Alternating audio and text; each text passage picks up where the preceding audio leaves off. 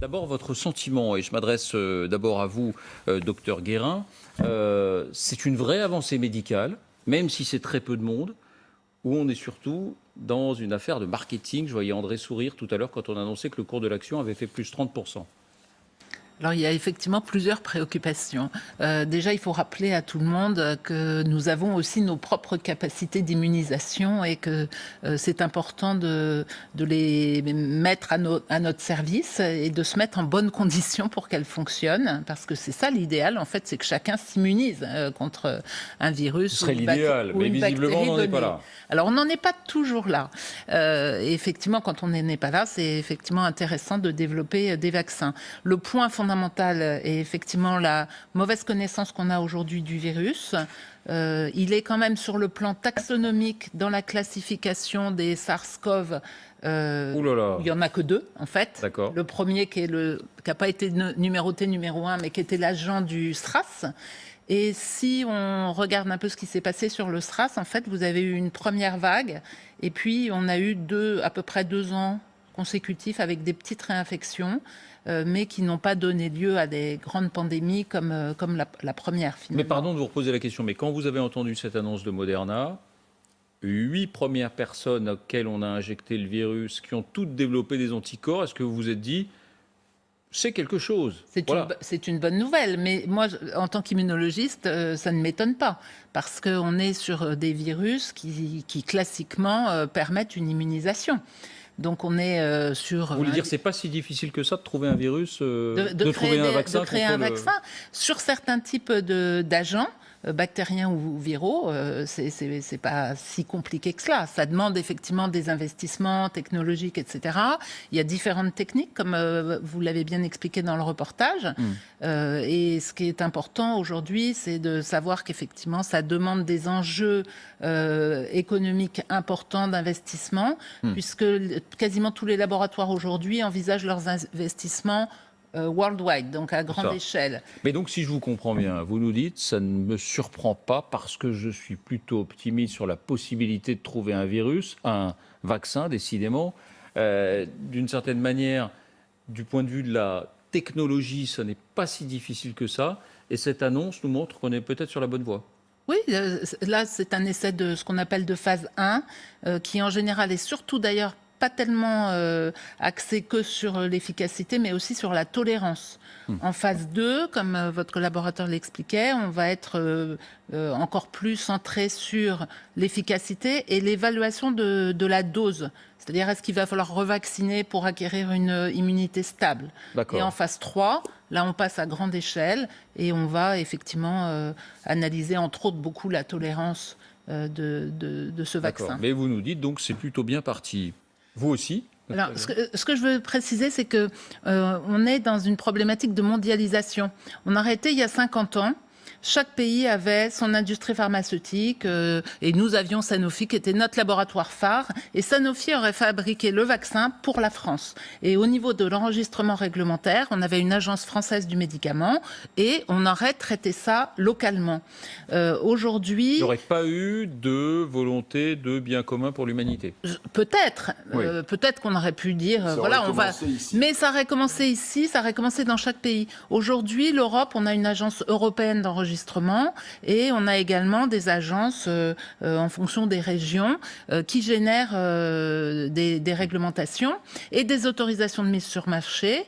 Et aujourd'hui, on est donc dans une problématique de réflexion mondiale qui est extrêmement différente de la réalité du terrain, parce que finalement, quand on est en train de dire rapatrions, remettons du bon sens un peu sur toutes nos logiques économiques, il faut la penser aussi en matière de santé. Cette déclaration publique donc de Donald Trump qui annonce qu'il prend lui-même de l'hydroxychloroquine. Il en prend à titre préventif. Évidemment, la parole du chef de l'État le plus puissant du monde a un certain poids. Elle a provoqué une cascade de réactions. Un président devrait-il dire ça, pour employer une expression célèbre en France? Alors, ce que j'aime bien, c'est votre remarque, c'est le style Trump. Donc, effectivement, c'est le style Trump. Ça, c'est un aspect communication. Moi, je vais rester sur le plan scientifique. Sur le plan scientifique, ce qu'il faut savoir, c'est que l'hydroxychloroquine est testée en ce moment dans le monde entier, y compris en France, à visée prophylactique, c'est-à-dire à visée préventive. Et quand je vois le président des États-Unis communiquer ainsi, je me dis, peut-être a-t-il déjà les résultats d'une très grosse étude américaine et d'une étude aussi conduite conjointement par les États-Unis et le Canada, voire une étude anglaise également, parce que les doses qu'il prend à visée prophylactique sont préconisées dans plusieurs études, dont une étude française qui est toujours en cours, qui s'appelle Covidaxis à Saint-Étienne et qui est préconisée avec cette dose-là pour la protection des soignants. Donc, c'est vrai que vous trouvez ça sensé? Vous trouvez ça sensé? Vous dites peut-être qu'il est mieux informé que nous? On fera le point sur les études tout à l'heure. Peut-être qu'il a des informations sur ses résultats. Et c'est vrai que c'est un sujet important, en particulier pendant cette période de déconfinement qu'on vit en France. Moi, je suis extrêmement étonnée qu'on n'ait pas travaillé ce sujet plus avant. Alors, je précise que vous êtes fondatrice du collectif Laissons les médecins prescrire. Oui. Et que ce collectif se prononce pour la possibilité de prescrire par les médecins de ville l'hydroxychloroquine. C'est des partisans de l'hydroxychloroquine. Non mais attendez, encore une fois, je voudrais revenir, mais je veux bien qu'on me démente. Encore une fois, qu'est-ce que c'est que l'anivaquine, le plaquenil, l'hydroxychloroquine? Je veux dire, encore une fois, vous allez me dire tout le Vidal, effectivement, il y a toujours des effets. Je ne dis pas, évidemment, si vous êtes cardiaque, vous n'allez pas en prendre 10. Je prends du paracétamol, si je prends une boîte, je vais être malade ou peut-être mort. On est bien d'accord. Mais encore une fois, pourquoi pendant 40 ans, 50 ans, 70 ans, ce médicament était en vente libre dans les pharmacies, on n'avait même pas besoin d'une ordonnance, et que soudainement, ça devient non seulement interdit, ou en tout cas hautement toxique, sauf dans les hôpitaux, mais moi je ne défends pas Trump là-dessus. Mais moi, personnellement, je vous assure, j'ai fait 40 reportages en Afrique, j'en ai pris tous les jours. Docteur Guérin... Là, quand vous présentez, jeune femme, cette étude, par exemple, chinoise, premièrement, elle n'est pas réalisée dans le cadre préconisé par le professeur Raoult, puisque ce n'est que l'hydroxychloroquine. Mais même quand vous regardez les résultats... Pardon, j'explique, je fais le sous-titre. Oui. Parce que le professeur Raoult, il fait hydroxychloroquine plus antibiotique. Plus azithromycine. Premier point. Deuxième point, l'évaluation de l'étude chinoise est faite à J28, comme vous l'avez très bien dit. Et en fait, ce qui est important à regarder, c'est à J7 l'évaluation. Parce que dans l'étude du professeur Raoult, vous voyez une négativation de la charge virale à J7. Alors ça parle peut-être pas à tout le monde ce que ça veut dire, mais moi ce que je vais vous dire, ça veut dire que si vous n'avez plus de virus à J7, vous n'avez pas de chance de développer des complications ultérieures. Donc, ce qu'on montre à J28, c'est que globalement, tout le monde peut guérir, à part quelques cas graves, effectivement, qui vont être hospitalisés. Mais cette étude-là, en fait, elle ne répond pas du tout à la problématique. Donc, c'est extrêmement embêtant qu'en France, en permanence, on présente des études qui ne sont pas dans le... Et je ne vous jette pas du tout le... Non, mais on se fait, c'est important de comprendre. Pardon, docteur Guérin, on se fait l'écho, nous, des études qui font l'objet de publications scientifiques. Vous voyez en quoi c'est important, l'évaluation. Attendez, parce que je voudrais, si vous permettez juste, que je voudrais revenir sur ce qu'a dit mon collègue, parce que je ne suis pas d'accord du tout sur le fait qu'un médecin ne puisse pas prescrire hors AMM. Un médecin peut prescrire en usage, en usage de mise sur le marché, compassionnel, et c'est la première fois dans l'histoire de la médecine qu'on interdit cet usage aux médecins de ville. D'autre part, de 2017 à 2019, les données de l'Agence nationale de sécurité du médicament français montrent très bien que l'hydroxychloroquine, et c'est ce que vous disiez, ne génère pas d'événements indésirables globalement, puisque sur 120 millions de comprimés pris, résultat de l'ANSM, attention, il y a eu 312 effets indésirables déclarés, dont l'imputabilité en plus finalement, en particulier sur le plan cardiaque, n'a pas été validée. Alors pourquoi on l'interdit en France ? Pourquoi on a interdit aux médecins de le prescrire ? Alors ça, c'est une bonne question, mais je vais vous donner un éclairage très important qui fait suite aussi aux échanges que j'ai eus avec des réanimateurs qui ont eu à gérer le Covid, en fait.